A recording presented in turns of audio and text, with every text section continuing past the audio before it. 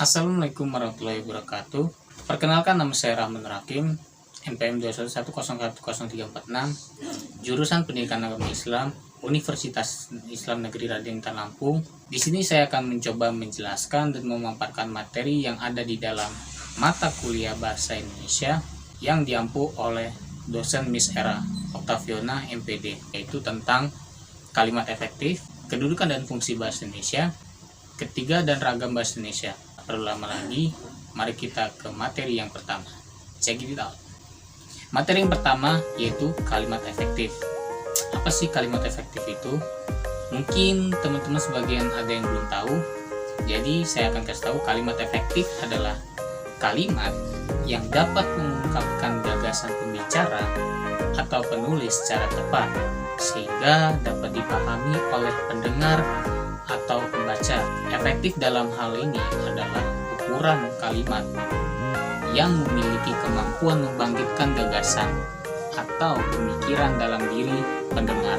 Dengan kata lain, kalimat efektif adalah kalimat yang dapat mewakili pikiran penulis atau pembicara secara akurat, sehingga pendengar atau pembaca dapat memahami pikiran dengan mudah, jelas, dan lengkap, seperti yang dimaksudkan oleh penulis atau pembicara. Nah, berarti teman-teman tahu bahwasannya kalimat efektif ini sangat penting emang ya, diperlukan sekali, karena ketika kita sedang menyampaikan sesuatu yang mana itu hal yang formal, jika tidak menggunakan kalimat efektif, maka pendengar atau pembicara tidak bakal mengerti apa yang kita maksudkan. Begitu juga kita. Nah, yang kedua adalah unsur-unsur kalimat efektif. Nah, dalam kalimat efektif itu terdapat unsur-unsurnya. Yang pertama adalah subjek. Subjek adalah bagian kalimat yang menunjukkan pelaku, tokoh, sosok, atau benda, sesuatu hal, masalah yang menjadi pangkal atau pokok pembicaraan. Nah, subjek ini biasanya diisi oleh jenis kata atau frasa benda atau nominal, klausa atau frasa verbal. Untuk lebih jelasnya, perhatikan contoh sebagai berikut. Di sini kita bisa melihat ayahku sedang menulis. Nah, biasanya subjek itu biasanya berada di depan. Nah, ini kan pelakunya nih. Nah, ini sebagai subjek. Dan juga contoh lain, meja direktur yang besar. Nah, mana nih subjeknya? Nah, biasanya subjek itu berada di depan. Biasanya itu berupa kata nominal, biasanya benda atau seseorang lah, istilahnya pelaku dalam kunci, inilah tokoh utamanya dalam suatu kalimat tersebut. Nah, unsur yang kedua adalah predikat. Predikat adalah bagian kalimat yang memberitahukan, melakukan, atau tindakan apa atau dalam keadaan bagaimana subjek atau pelaku, tokoh, atau benda di dalam suatu kalimat. Nah, selain memberitahukan tindakan atau perbuatan, subjek atau S, predikat dapat menyatakan sifat, situasi, status, ciri, atau jati diri subjek. Untuk lebih jelasnya, lihat contoh berikut ini. Nah, untuk contoh predikat bisa kita lihat di dalam kalimat. Contoh seperti contoh kalimat ini, kuda meringkik. Nah, teman-teman tahu mana yang predikatnya? Nah, yang meringkik ini sebagai predikat. Kenapa bisa dikatakan predikat? Karena kata meringkik adalah memberitahukan bagaimana perbuatan kuda. Nah, perbuatan kuda itu meringkik, jadi predikatnya itu meringkik. Contoh lagi, ibu sedang tidur. Nah, ini kan udah jelas nih, ibu sedang ngelakuin apa nih predikatnya nih. Nah, jadi predikatnya sedang tidur. Begitu pula putri cantik jelita. Predikatnya, nah, kalau sedang tidur ini, ibu sedang melakukan apa di dalam predikat itu? Ibu sedang tidur. Kalau putri cantik jelita, jadi cantik jelita ini mensifati si putri ini. Putri adalah orang yang cantik jelita. Begitu teman-teman. Nah, yang ketiga ada objek. Objek adalah bagian kalimat yang melengkapi predikat.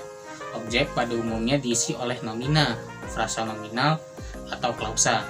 Untuk lebih jelasnya, lihat contoh berikut ini. Nah, untuk contoh objek kita ambil dari ketiga kalimat ini, teman-teman. Nurul menimang. Nah, objeknya Nurul. arsitek merancang, objeknya adalah arsitek. Juru masak nih, juru masak menggoreng. Nah, jelas kan objeknya juru masak. Nah, kenapa dia biasa berada di depan ini?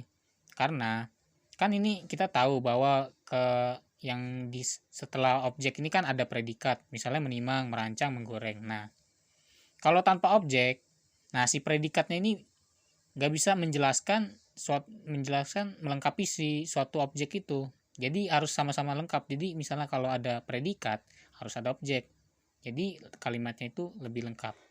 Nurul menimang, arsitek merancang, juru masak menggoreng. Kalau misalnya ini objeknya nggak ada, jadi kan bingung tuh. Yang menimang siapa, yang merancang siapa, yang menggoreng siapa. Gitu teman-teman. Nah, masuk yang keempat, yaitu keterangan. Adalah bagian kalimat yang menerangkan berbagai hal mengenai kalimat yang lainnya. Unsur keterangan dapat berfungsi menerangkan subjek, predikat, objek. Posisinya bersifat bebas, dapat di awal, di tengah, atau di akhir kalimat. Pengisi keterangan adalah frasa nominal, frasa preposisional, adverbia, atau klausa. Untuk lebih jelasnya, lihat contoh berikut ini. Untuk contoh keterangan, kita ambil dari kedua kalimat ini. Ayah mengendarai mobil dengan pelan. Nah, keterangannya di kata dengan. Biasanya kata keterangan ini biasanya dia itu cuma ngelengkapin doang. Kalau misalnya kalimat tuh ayah mengendarai mobil pelan kan kayak satu kalimat itu kan kayak nggak lengkap gitu, nggak padu. Jadi kalau misalnya dalam satu kalimat tuh harus ada keterangannya. Ayah mengendarai mobil dengan pelan. Nah, jadi kan lebih enak didengar lah gitu. Yang kedua misalnya nih, ibu naik kereta agar cepat sampai. Nah, di keterangannya itu di kata agar ini nih. Jadi kan lebih efisien aja gitu loh, lebih padu lah kalimatnya. Jadi gitu teman-teman. Nah, itu tadi unsur-unsur kalimat efektif. Selanjutnya saya akan menjelaskan syarat-syarat kalimat efektif. Nah, untuk membuat kalimat efektif itu ada syarat-syaratnya juga. Kita simak baik-baik ya. Syarat yang pertama yaitu sesuai dengan EYD. Nah, kata dalam kalimat efektif ini harus sesuai dengan ejaan yang disempurnakan, yang menjadi kaidah utama dalam penulisan kalimat bahasa Indonesia. Sehingga penting untuk selalu menggunakan kata-kata yang baku, yakni penulisan yang sudah sesuai dengan ejaan yang disempurnakan atau EYD. Selain itu, kalimat efektif juga harus memiliki tanda baca yang tepat, sehingga makna atau maksud dari kalimat tersebut jelas. Syarat yang kedua adalah susunannya sistematis. Kalimat bisa dikatakan efektif ketika susunannya tepat atau sistematis yang mengandung semua unsur kalimat yang baik dan benar. Sehingga suatu kalimat belum bisa dikatakan efektif meskipun sudah memakai kata-kata baku jika susunannya amburadul. Syarat yang ketiga adalah tidak boros kata. Nah, royal terhadap penggunaan kata ini akan dianggap melanggar syarat kalimat efektif, sehingga tidak diperlukan. Artinya, pada saat kita menyusun suatu kalimat, diusahakan memakai kata yang hemat, hanya memakai kata yang diperlukan saja. Gak perlu tuh menambahin kata yang sebenarnya gak dibutuhin.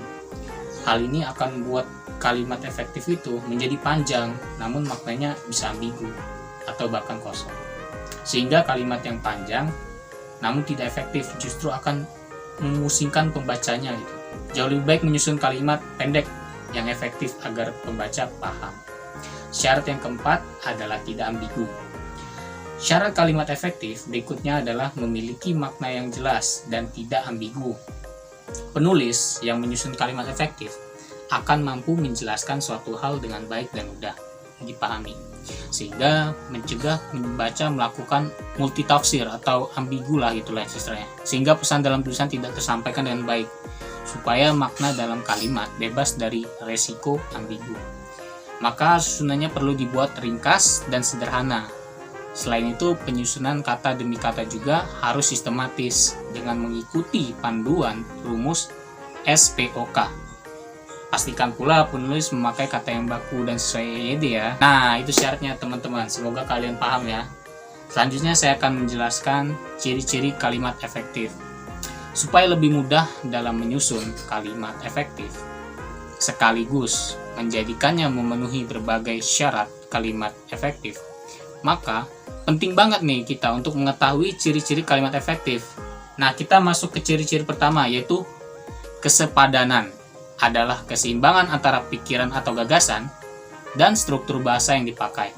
Kesepadanan kalimat ini diperlihatkan oleh kesatuan gagasan yang kompak dan kepaduan pikiran yang baik.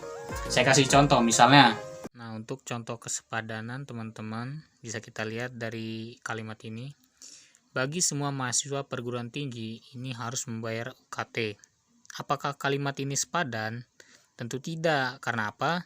Dalam kalimat itu tidak terdapat kejelasan di subjek, karena di situ terdapat kata bagi dan setelahnya semua. Agar lebih efektif, kita harus menghindarkan pemakaian kata depan seperti di, dalam, bagi seperti ini, untuk, pada, sebagai, tentang, mengenai, menurut, dan sebagainya di depan subjek. Nah, jadi yang benar itu adalah seperti ini. UKT. Nah, semua mahasiswa perguruan tinggi ini harus membayar UKT. Lebih efektif kan daripada bagi semua mahasiswa perguruan tinggi ini harus membayar UKT. Nah, ini nggak sepadan ya. Nah, ini yang benar. Gitu teman-teman. Nah, ciri-ciri yang kedua adalah keparalelan. Yang dimaksud dengan keparalelan adalah kesamaan bentuk kata yang digunakan dalam kalimat. Artinya kalau bentuk pertama menggunakan nomina, bentuk kedua dan seterusnya juga harus pakai nomina. Kalau bentuk pertamanya menggunakan verba, bentuk keduanya pun menggunakan verba. Contohnya, nah untuk contoh keparalelan bisa kita lihat dalam kalimat ini teman-teman. Harga minyak dibekukan atau kenaikan secara luas. Nah, coba teman-teman perhatiin dulu nih. Di mana keanehan kalimat nih? Nah, di sini kan dibekukan atau kenaikan secara luas. Nah, kalimat ini nih nggak sejajar karena terdapat dalam kata dibekukan dan kenaikan ini seharusnya keduanya itu harus dibuat jadi nomina atau kata benda. Jadi yang benar itu adalah, nah kan, jadi paralel dia itu antara kalimat yang ini sama antara kata ini dan kata ini. Jadi nomina itu. Kalau ini kan nomina nomina sama verba ya. Nah, gitu teman-teman. Nah, masuk ke ciri-ciri yang ketiga, yaitu ketegasan. Yang dimaksud dengan ketegasan atau penekanan ialah suatu perlakuan penonjolan suatu kalimat. Ada berbagai cara untuk membentuk penekanan dalam kalimat ini. Contohnya nih, untuk contoh ketegasan bisa kita lihat dari kalimat ini teman-teman. Harapan presiden ialah agar rakyat membangun bangsa dan negaranya. Nah, penonjolan itu terdapat pada awal kalimat. Ini kalimat ini bisa dikatakan ketegasan karena saat kita membaca kata harapan presiden, berarti kita penasaran dong dengan kalimat selanjutnya yang buat kalimat itu lebih efektif. Gitu teman-teman. Nah, ciri yang keempat yaitu kehematan. Yang dimaksud dengan kehematan dalam kalimat efektif adalah hemat mempergunakan kata, frasa, atau bentuk lain yang dianggap tidak perlu. Kehematan tidak berarti harus menghilangkan kata-kata yang dapat menambah kejelasan ya. Penghematan di sini mempunyai arti penghematan terhadap kata yang memang nggak perlu diperlukan gitu. Sejauh tidak menyalahi kaidah tata bahasa, nah ada beberapa kriteria yang perlu kita perhatikan teman-teman dalam kehematan ini, yaitu penghematan dapat dilakukan dengan cara menghilangkan pengulangan subjek. Perhatikan contoh berikut. Nah, untuk contoh kehematan bisa kita perhatikan dalam kalimat ini teman-teman. Karena ia tidak diundang, dia tidak datang. Nah, di sini terdapat kata ia dan dia, yang mana itu kalimat ini terlalu bertele-tele. Nah, untuk memperbaikinya, sebaiknya kita menghilangkan salah satu kata yang menunjukkan ia. Dan seperti ini contohnya. Nah, seperti ini teman-teman. Karena tidak diundang, dia tidak datang. Kalimatnya lebih simple dan tidak bertele-tele. Kriteria yang kedua yaitu penghematan dapat dilakukan dengan menghindarkan pemakaian superordinat pada hiponimi kata. Maksudnya, jika dalam sebuah kata itu sudah memiliki makna yang satu dan mencakup seluruh maksud dari kalimat itu, kita tidak harus menggunakannya kata yang sama lagi. Seperti contoh kriteria penghematan teman-teman, kita ambil dari kalimat ini. Ia memakai baju warna merah. Nah, ini kan kata maknanya itu ada dua tuh. Warna itu kan termasuk warna, merah itu termasuk warna. Nah, jadi agar lebih efektif seharusnya kalimat itu diubah menjadi jadi makna dari suatu kata itu kan satu tuh, padu tuh. Nah, masuk seperti itu teman-teman. Masuk ke ciri-ciri yang kelima yaitu kecermatan. Yang dimaksud dengan cermat adalah bahwa kalimat itu tidak menimbulkan tafsiran ganda atau ambigu dalam tepat dan pilihan kata. Maksudnya dalam sebuah kalimat itu harus jelas dan tidak ambigu, seperti contoh nih. Untuk kecermatan bisa kita lihat dalam kalimat ini. Mahasiswa perguruan tinggi yang terkenal itu menerima hadiah. Nah, di sini kita bisa kita tahu lah, terdapat dua penafsiran ganda, yaitu mahasiswanya kah yang mendapatkan hadiah atau perguruan tingginya kah yang mendapatkan hadiah. Nah, untuk membuat kalimat itu tidak ambigu, kita harus menggunakan kata depan. Kalau diubah menjadi mahasiswa di perguruan tinggi yang terkenal itu menerima hadiah. Nah, kata depannya di perguruan. Jadi kan lebih objektif tuh. Siapa yang dapat? Mahasiswanya, mahasiswa di perguruan tinggi. Kalau ini kan mahasiswa perguruan tinggi, kayak kalimatnya itu tafsiran ganda gitu. Bingung mana mahasiswa apa perguruan tingginya yang dapat hadiah. Jadi begitu teman-teman. Masuk ke ciri-ciri yang terakhir yaitu kepaduan. Yang dimaksud dengan kepaduan adalah kepaduan pernyataan dalam kalimat itu sehingga informasi yang disampaikannya tidak terpecah.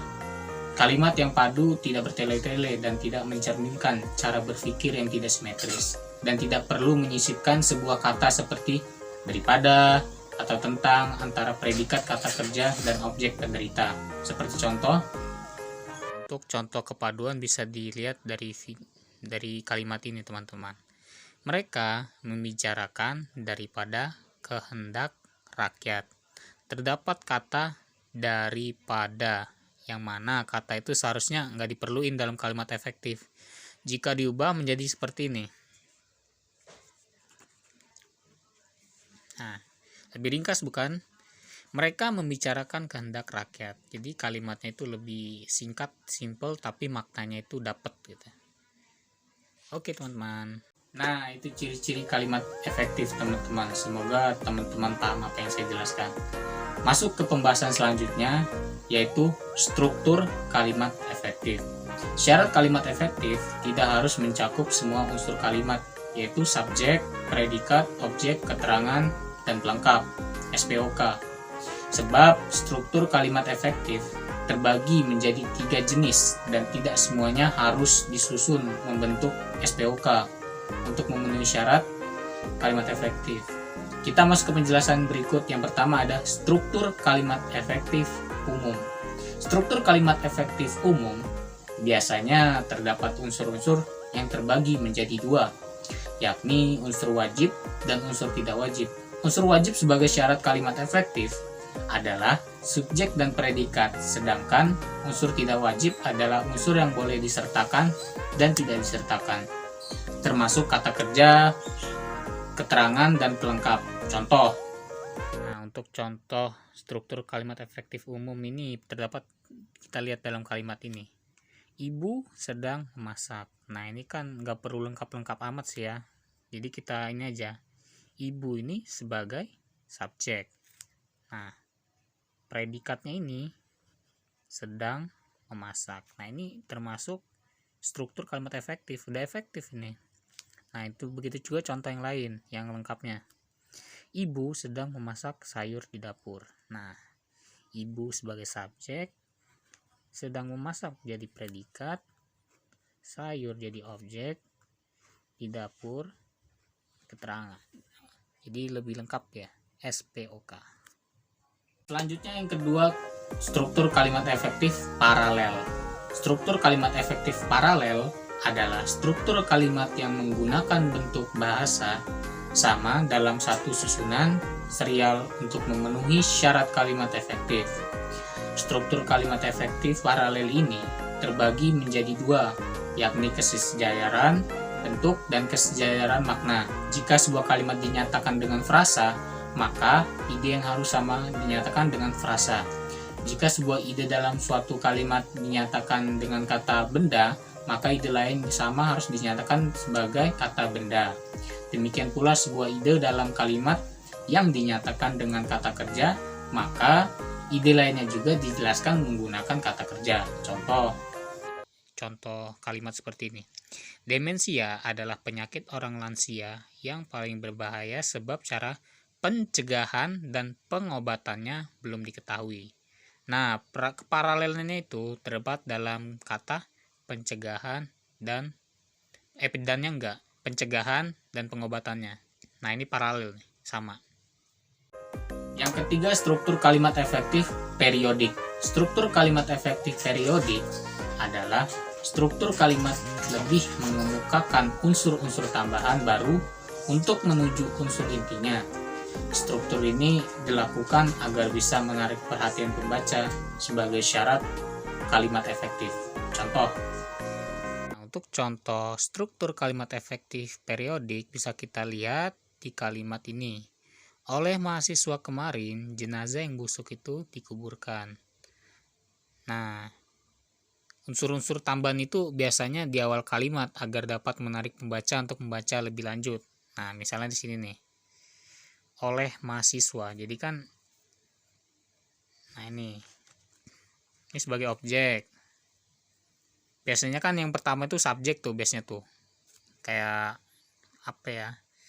Jenazah yang busuk itu telah dikuburkan. Nah, itu kan biasanya awalnya subjek. Nah, ini ada sedikit tambahan. Seperti itu kalimat periodik. Ini O. Objek O-nya sebagai objek ya. Kemarin adalah keterangan. Jenazah yang busuk itu sebagai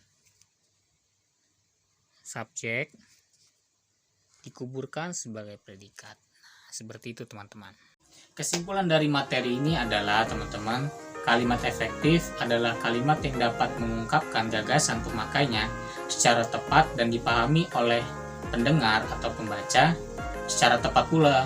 Kalau gagasan yang disampaikan sudah tepat, pendengar atau pembaca dapat memahami pikiran tersebut dengan mudah, jelas, dan lengkap seperti apa yang dimaksudkan oleh penulis atau pembicara. Jadi, kalimat efektif adalah kalimat yang sesuai kaidah bahasa, jelas, dan mudah dipahami. Demikian itu materi yang pertama saya sampaikan. Kita lanjut ke materi yang kedua, yaitu kedudukan dan fungsi bahasa Indonesia. Perlu kita ketahui bahwa kedudukan bahasa Indonesia ini sangat utama karena sebagai masyarakat Indonesia, ini adalah sebagai alat komunikasi antar masyarakat Indonesia sesuai Ikrar Sumpah Pemuda tanggal 28 Oktober 1928, bahasa Indonesia diangkat sebagai bahasa nasional dan sesuai dengan bunyi UUD 45 bab 15 pasal 36, bahasa Indonesia dinyatakan sebagai bahasa negara. Hal ini berarti bahwa bahasa Indonesia mempunyai kedudukan sebagai bahasa nasional dan bahasa negara. Yang dimaksud dengan kedudukan bahasa ialah status relatif bahasa sebagai sistem lambang nilai budaya yang dirumuskan atas dasar nilai sosialnya. Sedangkan fungsi bahasa adalah nilai pemakaian bahasa tersebut di dalam kedudukan yang diberikan. Kedudukan bahasa Indonesia sebagai bahasa nasional. Hasil perumusan seminar politik bahasa nasional yang diselenggarakan di Jakarta pada 25-28 Februari 1975 antara lain menegaskan bahwa dalam kedudukannya sebagai bahasa nasional, bahasa Indonesia berfungsi sebagai 1. Lambang kebanggaan nasional, kedua lambang identitas nasional, 3. Alat pemersatu bangsa dan berbeda-beda latar belakang sosial budaya dan bahasanya, 4. Alat perhubungan antar budaya antar daerah. Dalam fungsinya sebagai lambang identitas nasional, bahasa Indonesia merupakan lambang Indonesia, yang berarti dengan bahasa Indonesia ini akan dapat diketahui siapa kita, yaitu sifat, perangai, dan watak kita sebagai bangsa Indonesia. Karena fungsinya yang demikian itu, maka kita harus menjaganya jangan sampai ciri kepribadian kita tidak tercermin di dalamnya. Jangan sampai bahasa Indonesia ini tidak menunjukkan gambaran bangsa Indonesia yang sebenarnya. Kedudukan bahasa Indonesia sebagai bahasa negara berkaitan dengan statusnya sebagai bahasa negara. Bahasa Indonesia berfungsi sebagai satu, bahasa resmi negara. Kedua, bahasa pengantar resmi di lembaga-lembaga pendidikan. Ketiga, bahasa resmi dalam perhubungan tingkat nasional untuk kepentingan perencanaan dan pelaksanaan pembangunan serta pemerintahan. Keempat, bahasa resmi dalam pengembangan kebudayaan dan pemanfaatan ilmu pengetahuan serta teknologi. Dalam fungsinya sebagai bahasa resmi, bahasa Indonesia dipergunakan sebagai bahasa pengantar dalam komunikasi resmi, akan selalu mengembangkan berbagai hal untuk mencapai kehidupan yang lebih baik. Nah, itu tadi kedudukan dan fungsi bahasa Indonesia. Kesimpulannya adalah kedudukan bahasa Indonesia ini sangat nasional dan utama, dalam artian sebagai masyarakat Indonesia itu adalah alat komunikasi sehari-hari dan sebagai bahasa penghubung antar daerah, dan juga fungsi bahasa Indonesia sangat beragam, yang mana paling utama adalah sebagai alat untuk berkomunikasi. Demikian itu materi kedua yang bisa saya sampaikan. Selanjutnya kita lanjut ke materi yang ketiga, yaitu ragam bahasa Indonesia. Ragam bahasa adalah variasi pemakaian bahasa yang timbul sebagai akibat adanya sarana atau cara, situasi, bidang pemakaian, dan daerah asal penutur yang berbeda-beda. Nah, dalam ragam bahasa itu terdapat faktor-faktornya, yaitu yang pertama, faktor budaya. Setiap daerah mempunyai perbedaan kultur atau daerah hidup yang berbeda-beda, seperti di wilayah Jawa dan Papua serta beberapa wilayah di Indonesia lainnya. Nah, yang kedua, faktor sejarah. Setiap daerah mempunyai kebiasaan atau adat istiadat dan bahasa nenek moyang sendiri-sendiri dan berbeda-beda antara daerah satu dengan daerah lainnya. Yang ketiga, faktor perbedaan. Demografi. Setiap daerah memiliki dataran yang berbeda, seperti wilayah di daerah pantai, pegunungan yang biasanya cenderung menggunakan bahasa yang singkat dan jelas, dengan intonasi volume suara yang besar dan tinggi. Berbeda dengan daerah pemukiman padat penduduk yang menggunakan bahasa lisan yang panjang lebar disebabkan lokasinya saling berdekatan dengan intonasi volume suara yang kecil. Yang keempat, faktor status sosial. Aswila 1985 mengungkapkan bahwa kelas sosial atau social class mengacu pada golongan masyarakat yang mempunyai kesamaan tertentu dalam bidang kemasyarakatan seperti ekonomi, pekerjaan, pendidikan, kedudukan, kasta, dan sebagainya. Yang kelima, faktor waktu atau situasi. Berbahasa, ragam bahasa terjadi karena faktor situasi berbahasa. Bahasa dapat berubah karena situasi tertentu. Misalnya dalam situasi formal, bahasa yang digunakan akan menjadi bahasa yang formal dan sopan. Berbeda bila bahasa yang digunakan dalam situasi non-formal. Misalnya ketika berbincang-bincang dengan teman sebaya atau teman sekelas dan kelompok, bahasa yang biasanya digunakan bahasa sehari-hari.